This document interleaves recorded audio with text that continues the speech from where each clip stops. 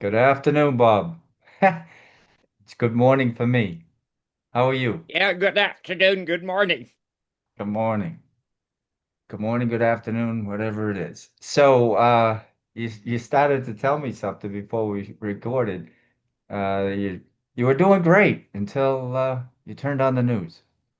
Yes. The strange thing is we have had so many bizarre events over the last month or two that I really, we're going to run out of weird stuff to do soon, one hopes. Yeah. And then I went to CNN and I realized I was dead wrong. What's going on in California, the riots over the illegal immigrants and ICE is Mhm. very scary Mhm. because it's one of those things that tends to be contagious. And I would go so far as to say there is a group that wants to destroy the United States. And it was a really bad idea for the Democrats to import millions of illegal immigrants. But the Democrats under Biden were totally out of control. We didn't have a presidency, we had a coup d'etat. And millions, we don't know how many million, 10 million, 15 million, 20 million illegals were imported with the intent of turning them into illegal voters rather than just illegal immigrants. Well, that failed, and Trump recognized we've got a really serious immigration problem.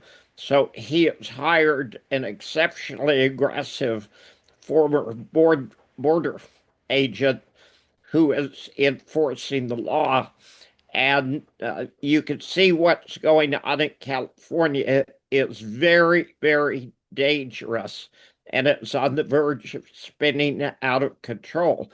Now, if I'm correct, and if someone is deliberately trying to destroy the United States, you will see uh, this contagion going all over the United States. You can see it in Milwaukee, you can see it in Chicago, you can see it in New York, you can see it in San Francisco, you can see it in Austin, you can see it in Dallas. And we're going to see, but it's very scary to me. It could be, and I'm not predicting this, but it's something we should be aware of. It could be literally the start of a second revolution. Yeah, it seems organized. If it does spread, it seems like it's an organized effort, right? I mean, because I don't see this it doesn't mean I know everything, but I mean, of course, I don't see it in my everyday life, right? I don't see, people talking about this and people are going busy. They go about their lives. So if it does spread to every state, or numbers of different states in a short period of time, then I do believe and I already do believe there's someone that wants to destroy us, right? I think that or to annex us, into their world, right? Which has, I think, been a mission since the beginning of our country, right? I don't think the powers that, allowed us to come here ever gave up. That's kind of how I see it, so Well, let me point something out that could play a part in this. After the election, and it was clear Harris lost and Trump won, the Department of Education, I'm sorry, the Department of Energy handed out $93 billion in grants to NGOs, most of which had just been formed. And that was more money handed out than the entire history of the DOE. One former candidate for governor in Georgia was a recipient of a grant for $2 billion to buy low energy appliances for poor people. Now, when somebody hands out $93 billion, they're not really trying to save energy, they're trying to bribe people. But of the $93 billion, which went exclusively to Democrats, a large percentage of that is going to go for chaos. And I believe this is organized. I think it's deliberate.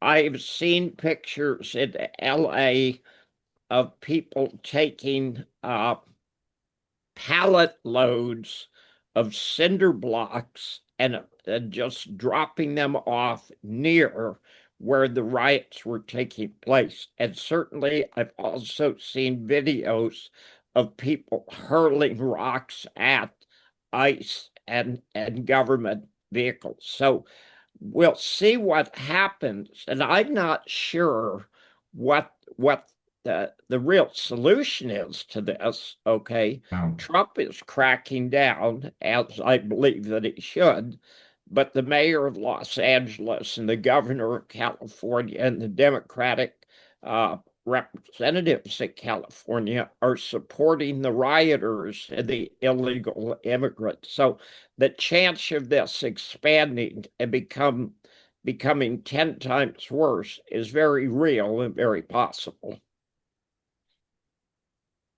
Yeah, I mean, I'll tell you, I spend most of my time trying to say I don't pick sides, so I so-called apolitical. It's not like I don't care, right? I mean, I care about people. That's part of why I'm doing this. I'm sure that's why you're doing, these kinds of shows and talks and writing books, and because you're trying to help people. But I can say that we've lost our way completely.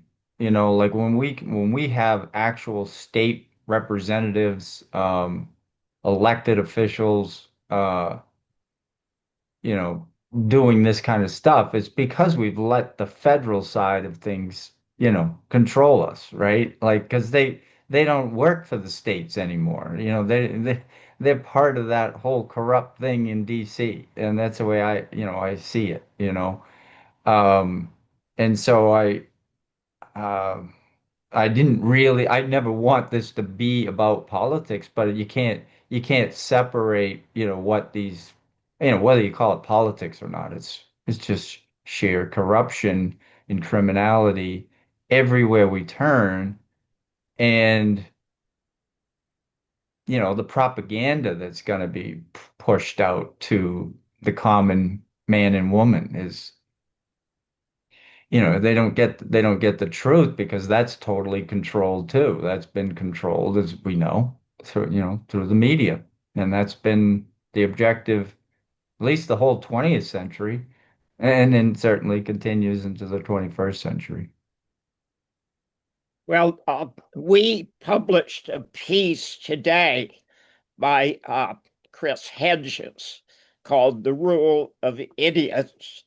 And it is his thesis that we're at end of empire and you get the idiots at end of empire. If Hmm. you go back to Roman times, after Nero, there was nothing but fools, okay, and Hmm. idiots. There was Hmm. 1 year in which there were five different Roman emperors, okay. It got to the point where the emperor was being selected by his own bodyguards. And if he paid the bodyguards enough money, they wouldn't kill him. If he didn't pay enough money, they would kill him and then pick Oh, somebody else. And oh, I have maintained, I would like to think I'm an early adopter.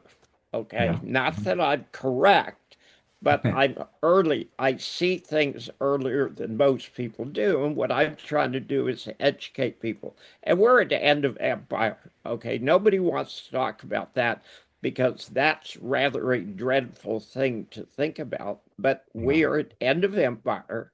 and we are led by fools. Now, I don't care whether you're anti-Democrat fools or whether you're anti-Republican fools.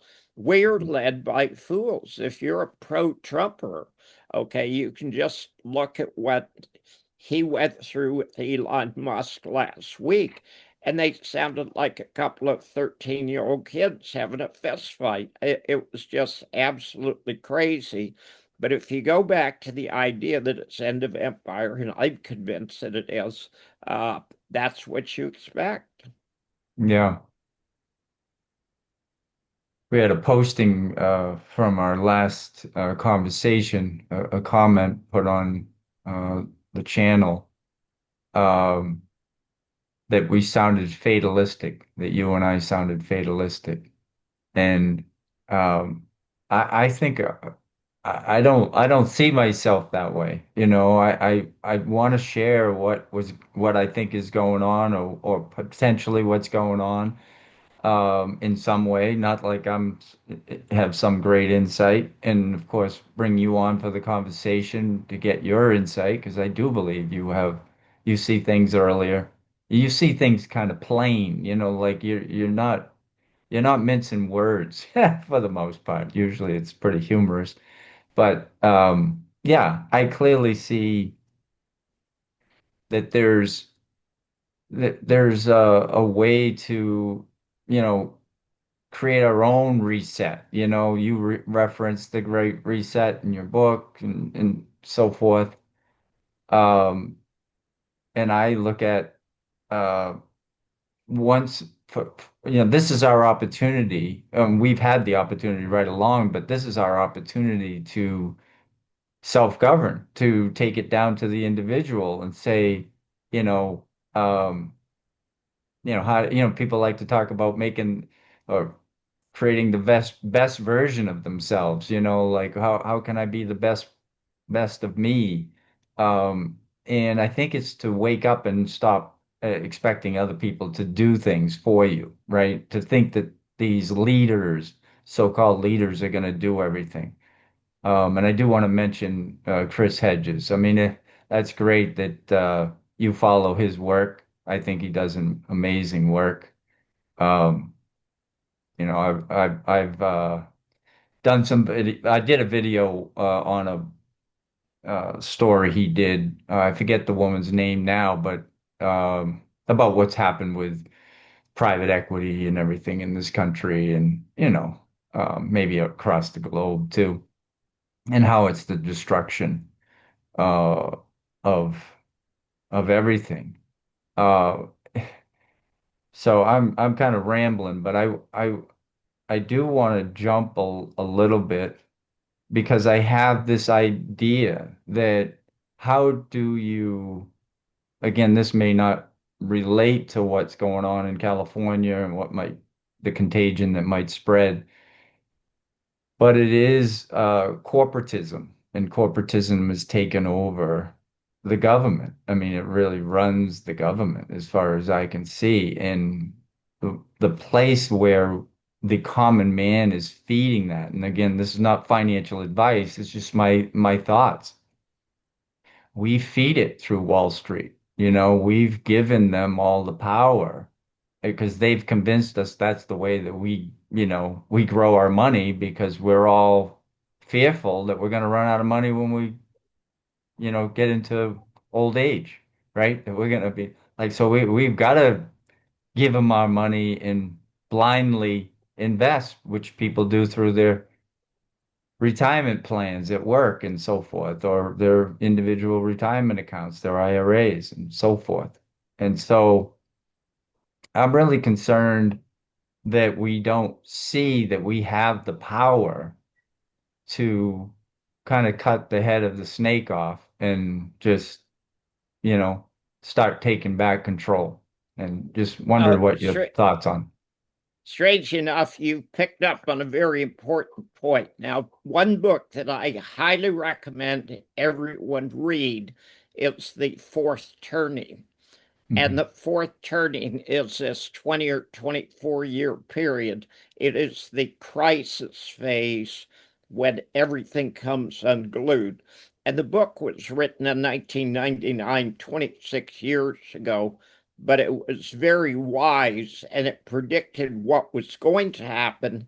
And they believe that it started in 2008 and it's continuing. The important part of the book is the authors predict a move to totalitarianism. And that absolutely is true. There's no question whatsoever. The government is run by and for the oligarchs, and they are going to total surveillance, total control by the government. However, towards the end of the book, the author suggests that there will be these shoots of liberty and people Mm. who don't want to be dictated to, and they will stand up and they will fight for freedom. And it's this cycle that has been repeated dozens of times. They've done a really excellent job of documenting, and I believe that's true. And strange enough, the internet allows access to more information than anything in history. Now, because I was born in 1946, I took the SAT scores in 1963. And that, by coincidence, happened to be the very peak in SAT scores. And SAT scores have gone steadily downward since then. So something happened to the people who were born in 1946 that didn't happen to people that were born 10 years before, 10 years after. And strange enough, because I have a younger sister who's 4 years younger, I remember there being no television in my house. My 4 year younger sister never remembered a day when there was television because by the time that she was aware of what was going on around her, we had a television that got turned on at 7 o'clock at night and turned off at 11 o'clock at night, or turned on at 7 o'clock in the morning and turned off at 11 o'clock at night. And I believe, and I'm not saying I'm necessarily correct, that's just my opinion. I believe television was an absolutely dreadful effect on education of people. Now, if you fast forward to when computers started coming in the early 1980s, they allowed more and more and more access to other voices. Now, I am not one of those people who suggest that if you see it on the internet, it's true, because you get lied to on the internet all the time. However, if you listen to the radio or watch television or read newspapers and magazines, you are being lied to 100% of the time. When you go to the internet, you're only being lied to half the time. So that's a tremendous increase in the accuracy of information that you're being fed. Is Mm. there Good. lots of bad information? Yes. But is there lots of good information that help you and make you think? And the answer to that is yes. So it's Mm. going to be interesting to see where we go from here. We are in a dreadful time. I'm concerned with the riots because of what it means for the country. And it was something that was probably very predictable when you started bringing in hundreds of thousands of illegal immigrants a month. I think it was a really bad idea. It was something no one ever discussed. It was something no one ever debated. It was just the powers that be dictated we were going to do it. Now, there's been some interesting information come out of all of the signatures that supposedly were executed by the auto pen under Biden. Do you know which pardon did Biden actually sign himself? No. Hunter Biden's. Oh, geez, I should have guessed that. Yeah, Oh, okay. Well, you're not cynical enough, John. You have to I get a did. little more cynical when you get really old and cynical like me. It's hard for me to keep up. Yeah, But yeah. the amazing thing, and the Trump White House has woken up to the fact that for 4 years, virtually everything that happened that required the signature of the president, none of it was signed by the president. And the question is, what was the president even aware of what was going on? And I've always thought Joe Biden was a functional idiot. Okay. He was either stupid or demented. And it turns out he was both stupid and demented. But you get into a really interesting situation. What do you do when you went for 4 years where you didn't have a president? Yeah. And some flunkies in the White House were running the country and in effect affecting the world. So we've got some interesting times ahead. I find it very funny that the Epstein files have not been released because I remember reading a long time ago that Donald Trump and Epstein were buddies. We live in interesting times. Yeah. Yeah, well, and there's more files that we talk about, whether it be, the hundreds of thousands of emails from Hillary, whether it be the JFK file. I want to see that. Now, let me point something out to you. You know, I was a pilot in the Marine Corps and I was in Vietnam for 20 months. I was also an intelligence officer. Who has every single one of those emails? She does. No. There is a Okay. government agency that tracks everything you say and do. Oh, What government agency is it? CIA, Nope. the FBI, Nope. SES. No. Nope. The NSA. Oh, national security. Okay. Okay. Now, here's what's funny. Could the head of the FBI go to the NSA and say, we want every one of those emails? Yes. Absolutely. Could those be subpoenaed? Absolutely. And if you think you've seen some really ugly stuff, uh, Hillary Clinton was one of those people that you could say truly was demented, was a evil person, and Yeah. it was contagious too. If you knew Hillary Clinton and you hung out with Hillary Clinton, your chances of dying by suicide were really, really high. Yeah. Okay, Yeah. higher than Epstein. Hmm. Yep. Okay, If you knew so either one of them, right? Knew Bill or Hillary, right? Yeah. Yeah. now Hillary was special. Oh, yeah. Okay, Okay. Bill couldn't keep his pecker in his pants. Okay, but We've heard that. Yeah. yeah, Hillary truly had an evil side to her. She was Hmm. kicked off the when she was a young lawyer. She was part of the Nixon uh, investigation. Hmm. Okay, and she was hiding information and she was slipping information in. Hillary Clinton's been dirty Hillary Clinton's been dirty since the first time she put on a diaper. Yep.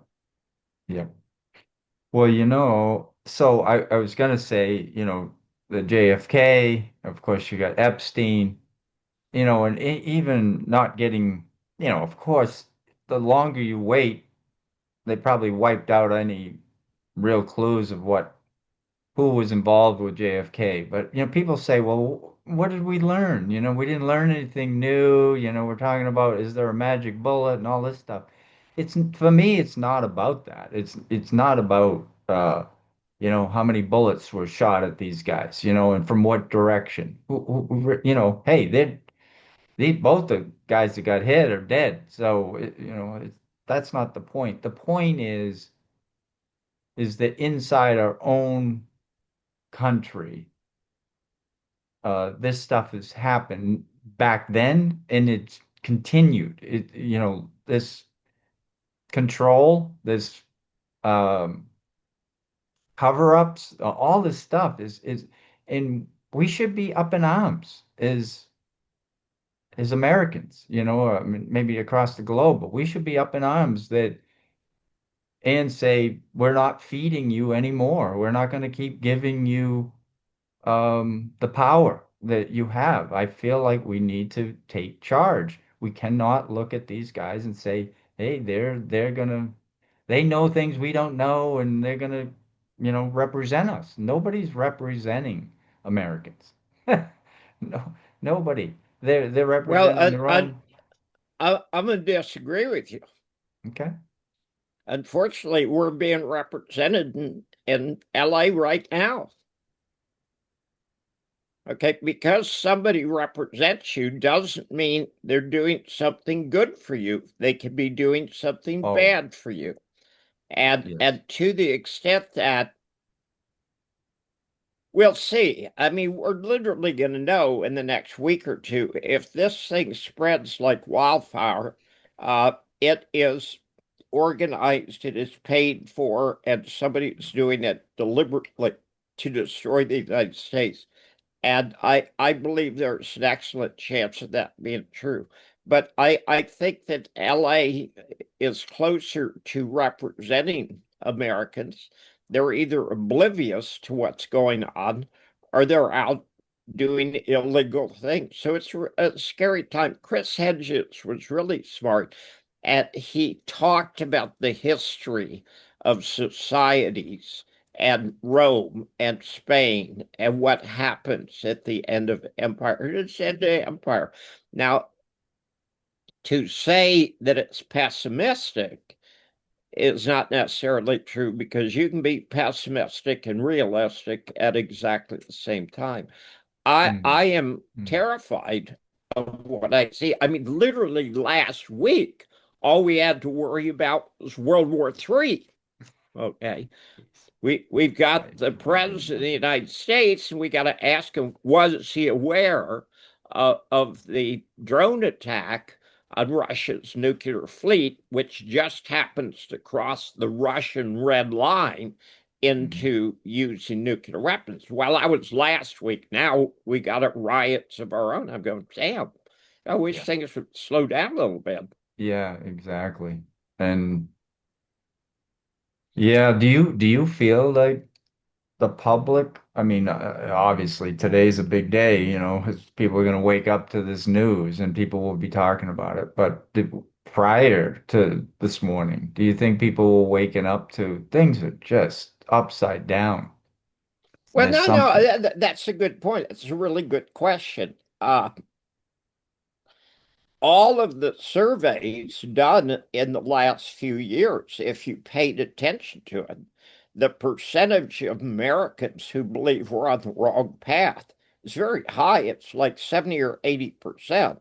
Now, 10% of people are so stupid they wouldn't know if they were burning in hell.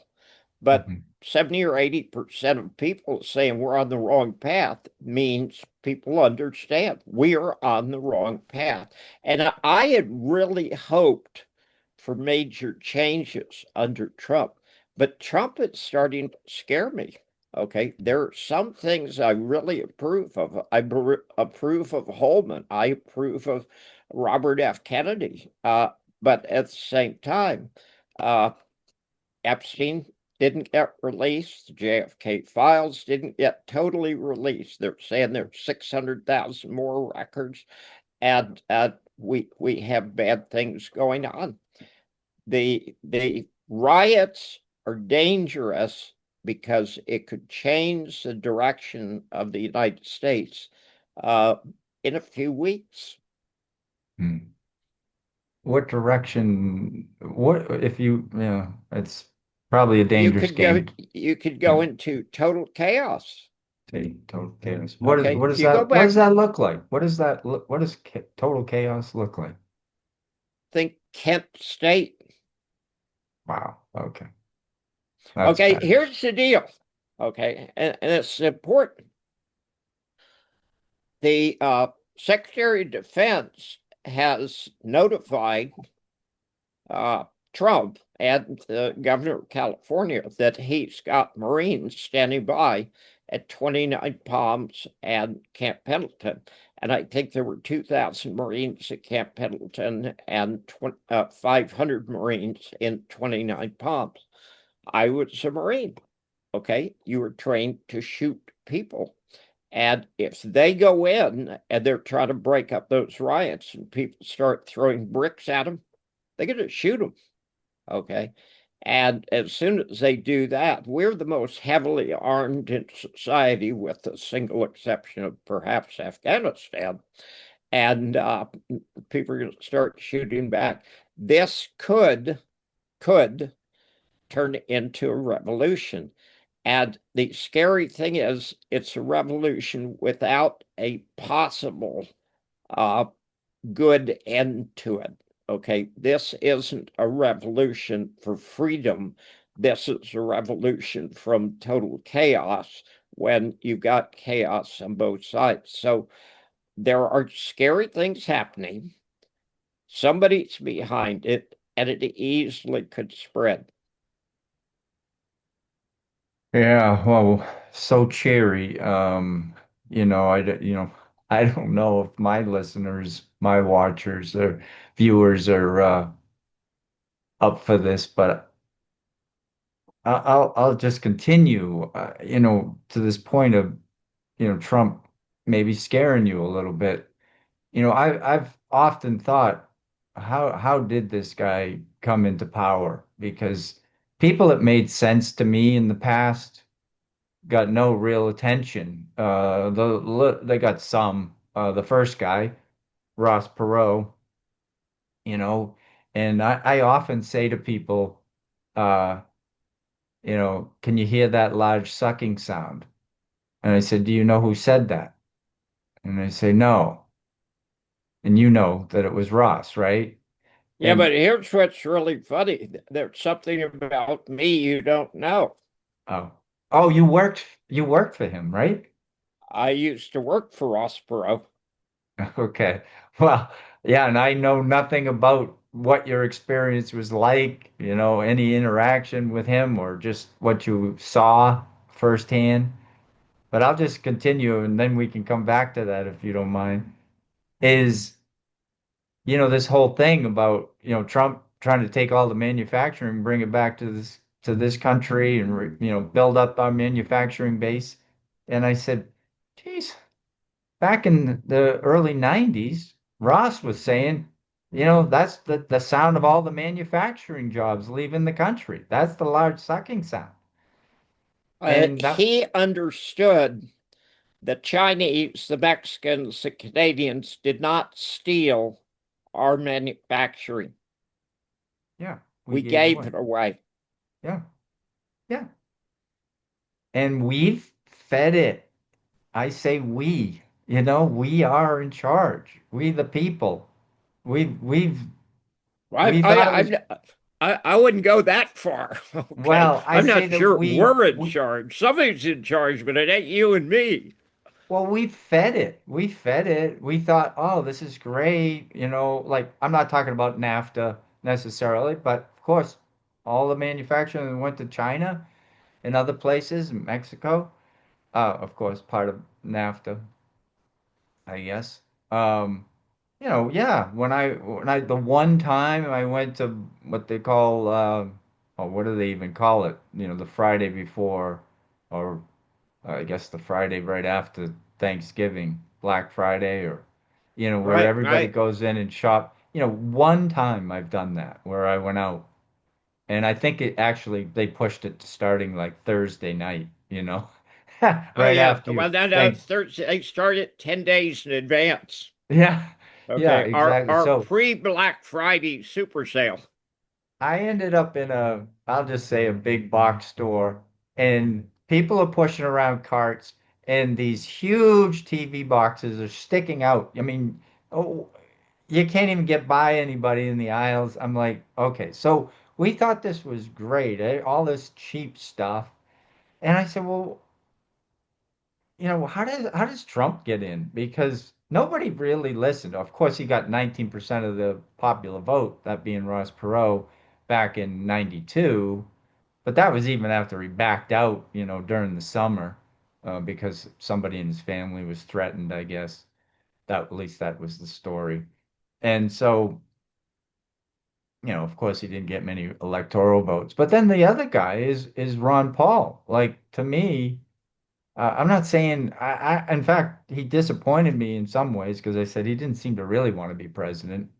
But, these guys were talking about all the same stuff that Trump talks about. Trump talks about getting rid of the Department of Education and or defund, all this kind of stuff.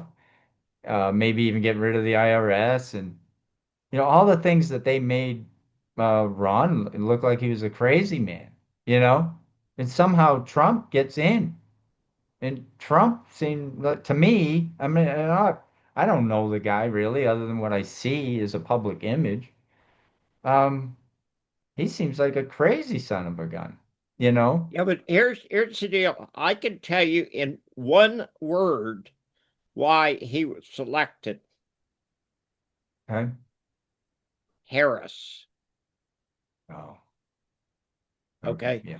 Yeah. She was amazing.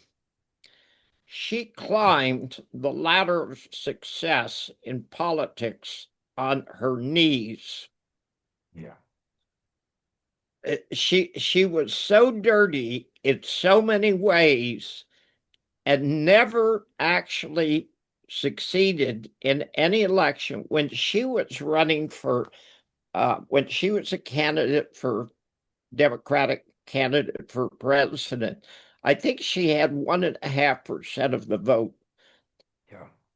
Kamala Harris was the only female politician that I have ever seen that was more despised than Hillary Clinton. Hmm. Okay. Okay. So all you have to do to get elected is to run against somebody like Kamala Harris. You could be a dog catcher, okay, and you would get elected president. But Trump is a master of telling people what they want to hear. I thought the idea of ending the war in Ukraine in 24 hours was a brilliant idea. And that was part of his platform. I thought the idea of reducing government expenses, that was part of his platform. I thought reducing illegal immigration was part of his platform. These are all things that I support. Now, the amazing thing is, he thinks that we need to increase the deficit. Okay, his Build Back Better bill, he's got a different name for it, but Yeah. Build Back Better is better. Uh, Big, he, beautiful. he, he did pick Holman, okay, for border defense, and I think that was wonderful. But his bill was an absolute disaster, and I don't particularly care for Elon Musk. But Elon Musk came up and said this thing is an abomination, and it is an abomination. And if the Senate votes for it, they are totally insane. They need to burn that down and start all over again. But the 24 hours to end the war in Ukraine, is that possible? Now, give me a yes or no answer. Yes. How?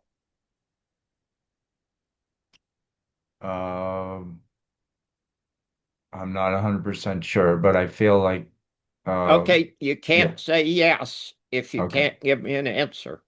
The Okay. answer is yes. You pick up the phone and you call up and you tell Zelensky, look, here's the deal. We're going to let you keep all the money you steal, okay?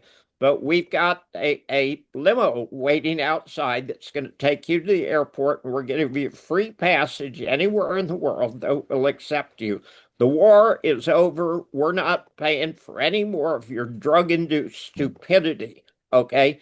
Do you understand? If you do not understand, if you look over your left shoulder, there is a drone. And then hang up. War's over. Okay? Yeah. He could do exactly the same thing in Gaza. Mm. Netanyahu, I'm really getting tired of financing and supporting you and all your lies. Okay, the war is over. We're not paying for any more of this bullshit. Click, war is over. Okay, How long is Trump gonna live after that? we're all going to die.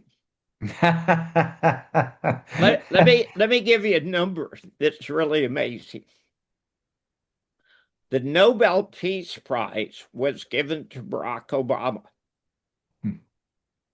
It was based on Barack Obama's behavior in the first 17 days of his administration.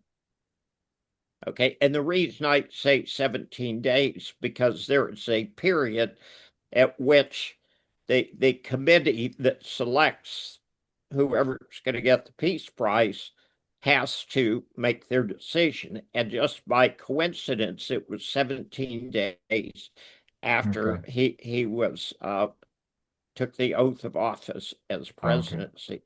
Now, Wow. what was it that Barack Obama did that justified getting the Nobel Peace Prize? There was one thing that he did.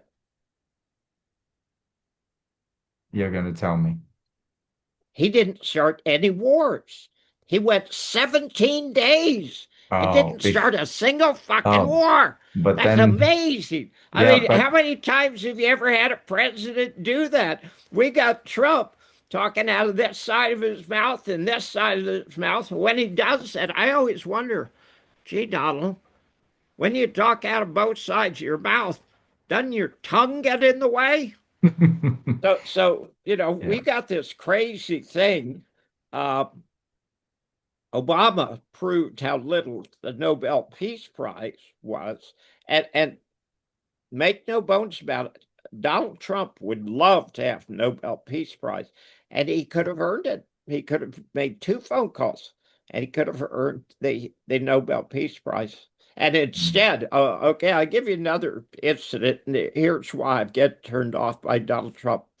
We're told, and I believe this is true, we're told the Secretary of Defense was watching the drone strike in real time. He saw it take place because he was aware of it. Now, if the Secretary of Defense of the United States was aware that this action was taking place that could have started World War III, was the President of the United States aware? I would think And so. please do not try to convince me that the Secretary of Defense knew, but the President didn't. Right, I ain't that dumb. right, right. Yeah, you certainly would think so.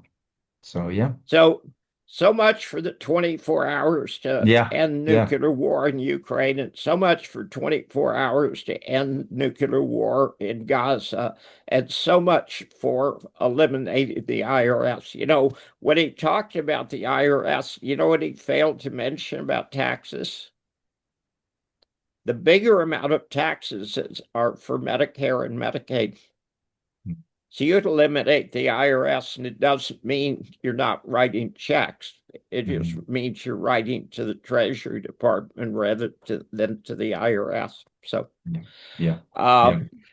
we So I we want to touch on something that you talked about in your book, The Art of Peace. And in our last conversation, you said, go read the last two pages.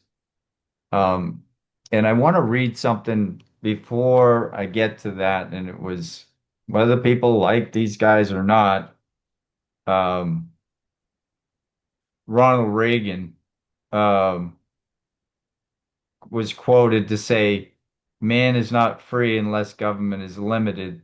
There's a clear cause and effect here. that is as neat and predictable as the law of physics. As government expands, liberty contracts. And my kind of spin on it is government influence expands, meaning the outside influence, the lobbyists and so forth. As government influence expands, liberty contracts. And this idea that we won't be able to afford the size government, we can't afford it now. I mean, this word afford. So I just want to give you the stage to talk about what you mean by that, that we can't afford it. And that's it, and where the silver lining might be in that. Okay, there have been two changes regarding government. Now, one thing that I've never seen anybody talk about, that frankly I'm talking about for the first time, is not how government affects you, but which government affects Mm, you. mm, If you go back 150 years, the mhm. federal government was tiny.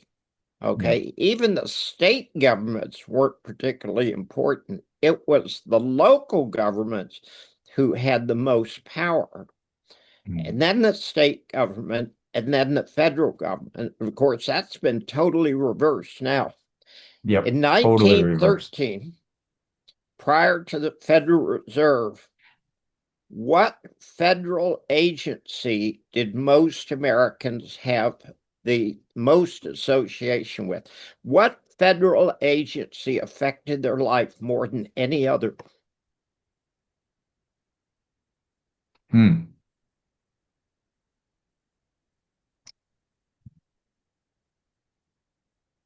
The FBI?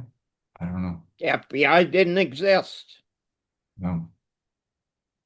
IRS didn't exist. Right. Department of Education didn't exist. Department of Energy didn't But exist. Department of Okay. War? Department of War did exist. Okay. But unless you were in a war, okay, Hmm. which we weren't Yeah, in we weren't. Yeah. 1913, Yeah. it had very little effect on you. The Yeah. agency that most Americans associated with the federal government was the post office. Uh, Yes. So Yes. if you think of how much association you have today with the government agency or with the post office, that's how much association Americans had. Now it's Mhm. totally different. The federal government controls everything. And one of the things that Trump wants to do, and I hope people fight this, is putting in a total surveillance system and embedding all of the information about Americans, their bank accounts, their education, their debts, their marriage, their everything into one agency. Okay. Wow. That's scary. Wow, Okay. that is Now, wow, that's beyond the Patriot Act. yeah. Well, think of the Patriot Act times 1,000. Okay. Oh, I have met Ron Paul and I've talked to Ron Paul. Uh, because of my background, he and I had a long chat. What was Ron Paul? What was his occupation? he was a OBGYN doctor. He was a doctor.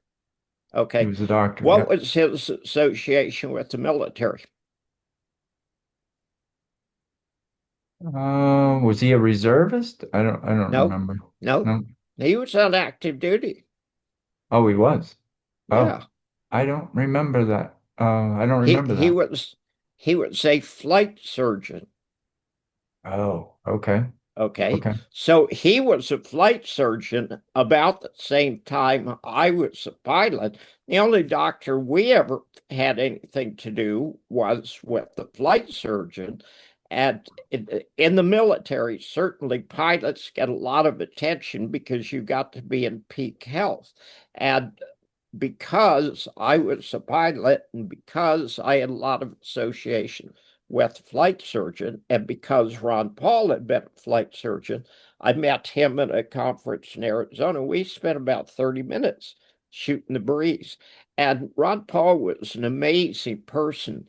At your perception that he didn't particularly want to be president is probably true. Okay, now one thing that I will tell you, and this is true 100% of the Democrat candidates and 100% of the Republican candidates, 100% of them are sociopaths. They're Mm. crazy people. It's like the oligarchs. Doesn't Bill Gates ever get tired of wanting more money? Doesn't Us. Elon Musk ever get tired of wanting more power? These people are totally insane people. And if you wonder why the world is screwed up, look at your fucking leaders, and that'll tell you exactly why. But you Yeah. got a guy who is honest, you got a guy who has good judgment, who wants good things for the American people. There isn't a chance in hell Ron Paul would get elected because there isn't a government agency that wants to be run by Ron Paul. They want a Trump. They want a Clinton. They want a Harris. They want a Biden. I mean, here's what's funny. Did we talk about the 25th Amendment last time? No, Okay. not at all. How much do you know about the 25th Amendment? I know nothing about it. Okay, that's the Presidential Succession Oh, Act. okay. Okay. Okay. And in the 25th Amendment, it says if the president goes goofy or is medically bad shape, if something happens, there is a procedure for removing him as president. And certainly, I think we all have to admit there are times that that would be a good idea, like 5 minutes ago. Uh, Yeah, exactly. But in the 25th Amendment, it was incumbent on the Vice President of the United States to call the cabinet together and vote on removing the president under the theory that the cabinet and the vice president had the most inside information of what was actually going on. So when you talk about Joe Biden having dementia, wait a minute. It was Kamala Harris's job to do something about that. And what we're trying to do is guess who is actually running the country for the last 4 years, because it should be obvious to everybody now it was not Joe Biden. Joe Biden had more influence on the presidency than anything else, and probably Hunter Biden. We had a crackhead that was running the government. How wonderful. Of course, they've got Mm. the same thing in France and the same thing in Germany and the same thing with Zelensky. Yeah. Well, I do think that in some ways, it's it's interesting times in if we don't get too bogged down by the depression of it all, um, we can look at it as an opportunity. And I'm Well, of hoping that, course, it's an opportunity. It's something we've gone through hundreds of times before. hmm, Bad times build strong people. yeah, Good times build weak people. At the United States, since the end of World War II, had a free ride on the rest of the world. And yeah, the 70 or 80% of Americans who recognize we're on the wrong path are absolutely correct. And they are looking for leadership, and they're looking for information, and they're looking for change. Now, not all the change is going to be good change. Some of the change is going to be bad change. But all of the change that we're going through now is bad change. We're financing the murder of 1.5 million Ukrainian soldiers for nothing. We're financing the attempted murder of 2.1 million people in Gaza because they're the wrong tribe. If they belonged to the right tribe, we would feed them. If they belonged to the wrong tribe, we're going to shoot them in cold blood and starve them. And the United States is going to pay for it. Well, yeah, if this turns into a complete chaos, that's starting some of what's starting in California, the capacity for the average person to think about other things going on that we're doing across the globe, you know, um, it gets very difficult, right? Like you can't think about two things that are devastating at the same time, right? Like, but we're going to continue to do the same things. We're still killing more people um, There across the is globe. one thing, there will one thing that will change their mind: What's that? survival. When you realize that your physical safety, your mere survival is at risk, people will stand up and fight. Okay, the Americans have it too easy right Yeah, now. yeah. They've got this cornucopia of wealth, the wealthiest society in history and the most indebted society in history, run by a bunch of sociopaths and oligarchs who are out to steal as much as they can. Well, anything that happens after that has to be good. You couldn't get any more corrupt than we are right now. But it is the realization that we're that corrupt, right? I mean, that not that we, the people necessarily, but that our so-called leaders are that corrupt, right? That we as a country are the killers. We are killers. That's what we are. Yes, yes.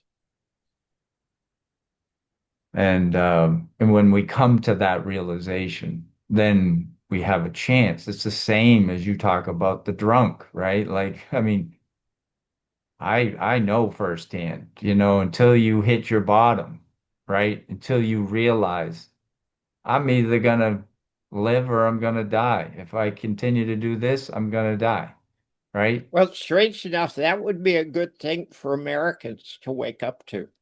Okay. Yeah. This is serious. I highly encourage people to educate themselves, to think, to talk to other people, to get involved. And do they really want some master off in Washington running every aspect of their life? We didn't need this much government 100 years ago. And frankly, and I say it in the book, we are going to have less government in the future for the very simple reason we cannot afford the level of government that we have now. It's just, it's a mathematical equation is all it is. It's that simple. When we got away from having money that was fixed value, we didn't know what value was anymore.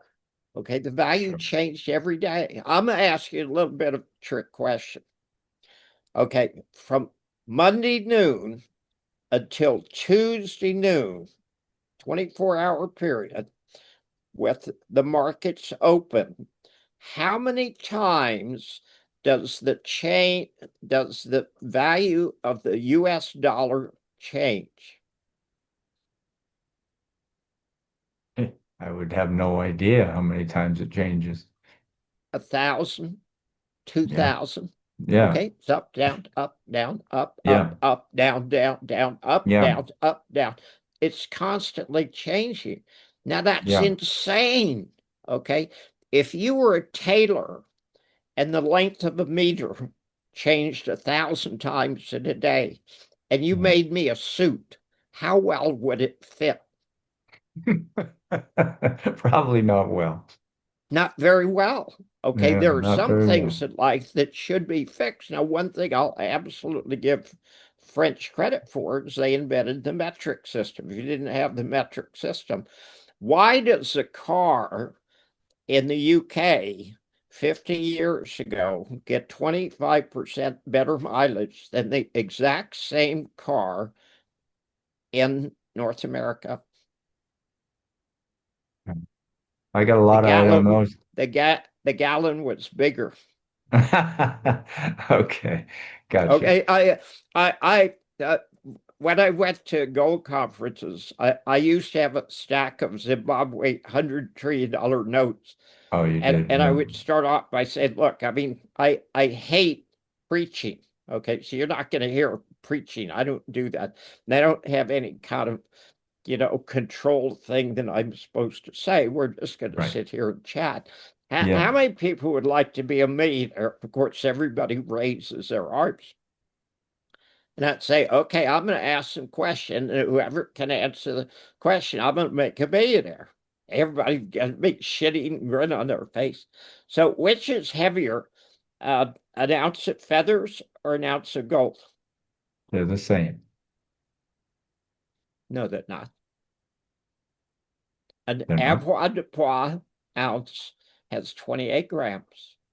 And Oh, there are 31.4 grams in troy ounces.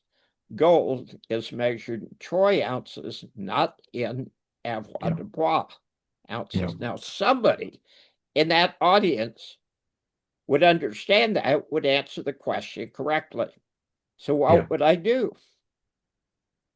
I I I would Hand them make them this. 100 trillionaire. Okay, and everybody's got to get involved in this now. So, if an ounce of gold is heavier than an ounce of feathers, which is heavier, a pound of gold or a pound of feathers? A pound of gold. No, pound of feathers. Oh, How many ounces are there in an avoirdupois pound? in a what pound? Avoirdupois, an ordinary pound. How many 16. ounces? 16. 16. Okay. How many ounces in a troy pound? Slightly more, I would think, but I 12. don't. 12? Oh, 12. Okay. So do you see why the metric system makes so much sense? yeah. Okay, when a English gallon was 1.2 US gallons, okay, you're measuring two different quantities. Yeah. When a troy ounce is different than an avoirdupois ounce, you're measuring in different things. When a pound is different, so the metric system made a lot of sense. So the French came up with it, which was brilliant. However, some things have to be fixed, and the Yeah. value of your currency, the thing that you measure everything financially, what has to be fixed, Yeah. which is why gold makes sense. Now, nobody wants gold. Everybody's going to fight it, but we're going to go back to a gold standard because simply we have governments totally out of control. If you go back to the last two pages, remember when I said we were going to have the world's first worldwide revolution? Yes, I do remember Okay, that. when is that going to take place? It's happening right now. It's happening right now. Okay, I wrote that book 9 years ago, and I predicted that. And I predicted what was going to happen to Syria. And I said that Turkey and Israel were going to attack Syria, and the United States was paying for it. That book was written 9 years ago. A lot of things are very easy to predict. We cannot afford the level of government that we have today. We need less government because Yeah. we can't afford it. Yeah, those are the two pillars really to me is sound money and limited government, right? And bring the government back local. I mean, it's back to, like you said, flip it back to where it started and where it was best, right? Limited federal powers, right? Limited. I think Ron Paul said the government should be restricted to defending the country. Yeah. And Secretary of Defense should not be the Secretary of War. He should be the Secretary of Defense. Yeah, I would fight tomorrow. I would pick up a rifle or I would pick up a bird dog or a drone or something. I would fight to defend the United States tomorrow yeah, at yeah. the border. Right, exactly. Okay. Well, I wouldn't do it in Ukraine, period. I wouldn't no, do it in China, period. I wouldn't do it in Venezuela. I wouldn't do it in Cuba. I wouldn't do it in Mexico. At the border. And that's what we need to go back to. those are unlawful wars for us to be involved in, right? For us to be involved in these mercenary wars all over Well, the, I don't even care about the legality. I care yeah, about the practicality. Why are we sending our kids off to die yeah, for nothing? yeah. Well, of I course. was in Vietnam. We lost 58,000 Americans. We killed 2 or 3 million Yeah, Vietnamese, Cambodians, and Laotians. Okay. For what? yeah, Okay. And the dirty, rotten commies won the war. And I've been back twice since that. The Vietnamese are wonderful, wonderful people. I love that country. They're hardworking, they're dedicated, there's no prostitution, very little drugs. If you go to a jewelry store in Saigon or in Hanoi or in Da Nang, they will have all this gold spread out on the table right out in front of the store. And you look at it and you realize how easy it would be to pick something up and walk off with it. hmm, Nobody steals. It's like Saudi Arabia. You can drop your wallet on the floor and come yeah, back a month later, your wallet's still going to be there. hmm, I don't care about uh, names, communism, socialism, capitalism. None of that makes any difference whatsoever. I care for the people who take care of their country. And that's what we need. And we do not have leaders in the United States who take care of Americans. We have a bunch of oligarchs who are power mad sociopaths, and frankly, they're destroying the country.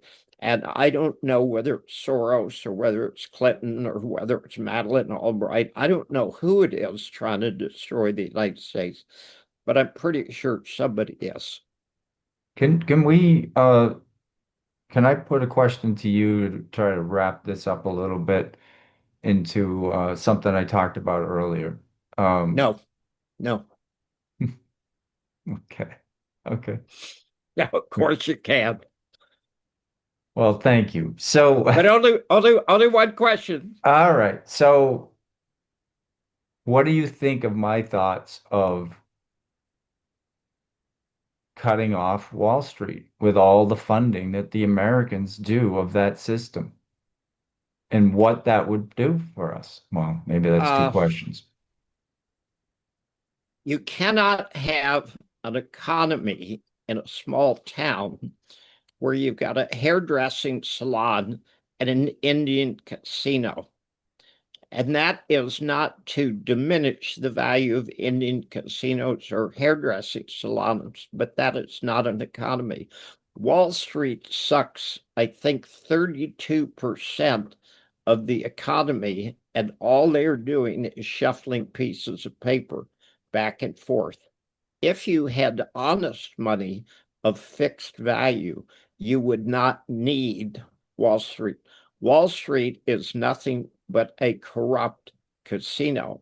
Now, if you ever want, someday I will teach you how to shoot craps in a crooked casino and make money, but not in Wall Street. Do I have to come to France for that? No, no, I can do it over. I can do it over the computer. Okay. Sounds good. So I only got that one question, but I don't think could we do that? Could we turn this thing around if Oh, we of cut course that we could. off? Absolutely. But here's what's crazy. Rather than to say our goal is to eliminate Wall Street, if your goal was to have real money, okay, that would eliminate Wall Street as a casino. Now, as far as exchanges are concerned and commodities and bonds and interest rates, You always need banking facilities, but for it to be such an important part of the economy, the reason the Chinese are kicking the shit out of the United States in manufacturing is because their economy is not a casino. And the American economy, 32% of it is a casino. But the solution is not to get rid of the casino. The solution is to go to honest money. And when you go to honest money, people start realizing, hey, wait a minute, we can't afford to have these guys shuffling pieces of paper and extracting 8% every time they do something. What okay, so for me, I'm not a gambler. I don't go, I've been to these places, Atlantic City, Vegas, so forth. But I never gamble. It never pull a slot machine. I don't do any of that. So I understand that people do it for entertainment. Um, but that's not what they're doing with Wall Street. They're not doing it for entertainment. They're doing it because they're Well, fear. nobody does it for entertainment. Yeah, that's my point. Gambling is Oh, addictive. okay. Okay. And Wall Yeah, well, Street's nothing yeah. nothing but a giant Indian casino. It's a giant slot machine, but it's a crooked casino. Well, I mean, we know about the real casinos, not the Wall Street, but we know that they allow us to win 5% of the time so that we keep coming, right? So that we are addicted to it, right? I mean, isn't the same Absolutely. thing going on in Wall Street? I mean, 95% Of of the course. time you're Of losing. course it is. Yeah, Yeah, of but course. but people don't think of it as an addiction, right? We're addicted to that because we're afraid if we pull out that we're actually hurting ourselves because we've funded it. We've put our money there. Um, and the Well, same thing. the solution again, it's like trying to kill cancer. Hmm. If you reduce the blood flow to cancer, it will die. Okay. And the same is true of Wall Street. Now, you need banks, okay? You need exchange facilities, you need futures markets, you need to be able to conduct financial transactions. However, it could not be 32% of your economy. And it is in the United States, and it is because we've given away our manufacturing, which was absolutely stupid. When Ross Perot said the great sucking sound, and when Ron Paul said NAFTA is a bad idea, they were warning us. We didn't listen. We didn't But listen. to do this, you have to have real leadership. And I'll be blunt, until we hit bottom, we're not going to have real leadership. Yeah, because we have to be our own leaders. We have to start from it's the same as hitting rock bottom as the alcoholic. It, we The we average need age of the people who signed the Declaration of Independence was 26. wow, I did not realize that. That's amazing. Okay. And Yeah. we have young people today who would love to rule a prosperous, Hmm. steady, stable society. We I look just at need that to as hit bottom a first. pot. What's that? I'm sorry. We need to hit bottom first. Yeah. Well, I mean, I see a lot of positive in that statement, that it's the young people that can pull us up from the ashes. So that's Well, a I will say, and I associate with some young people here in the village. We got 190 people in the village, and there's two sisters. One is 30 and one is 29 who own a kind of hotel. It's not really a hotel, it used to be a hotel. And they get young people from all over the world who come stay with them for a week or two a month, and they understand the way the world is being run right now is wrong. The young people, actually, a few of them get it. Now, do they absolutely have a solution? No, they don't. However, they do understand there's a problem. And frankly, I'll tell you now, 1 in 10 Americans is aware the problem is as bad as it is, but it's totally out of control. You could see it. And I will say, I'm not real big on making absolute predictions, but this thing in California could spin wildly out of control so quickly, it would change all of our lives. All right, we'll try to find something positive to say next time. All things change. That's true. That's true. And that's the optimism that we need, right? That Yes, there is a yes, chance to turn this in a different direction. And we all yes, have to be willing to do our part, start yes. thinking and acting. All right. Thanks, Bob. Really appreciate the conversation. Okay, thank you. All right. Enjoy your day. You Bye. bet. Bye. Bye-bye.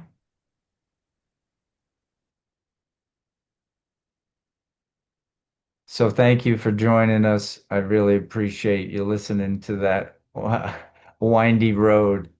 And I do encourage people to um, start thinking about what each and every one of us can do. And let's stay together. If what Bob's talking about does spread, get worse, it's not great, no matter where it is inside our country. Um, and it's sad that this is the way it's come to. But we need to stay together. We do not need divide. We need union, and we need love and caring for each other. And let's not let them divide us. Let us not pick sides of the aisle. Let's pick America and let's pick freedom and let's choose each other and ourselves. So I care for all of you. I care about this country, and I look forward to continuing the conversation. Thanks. Take care.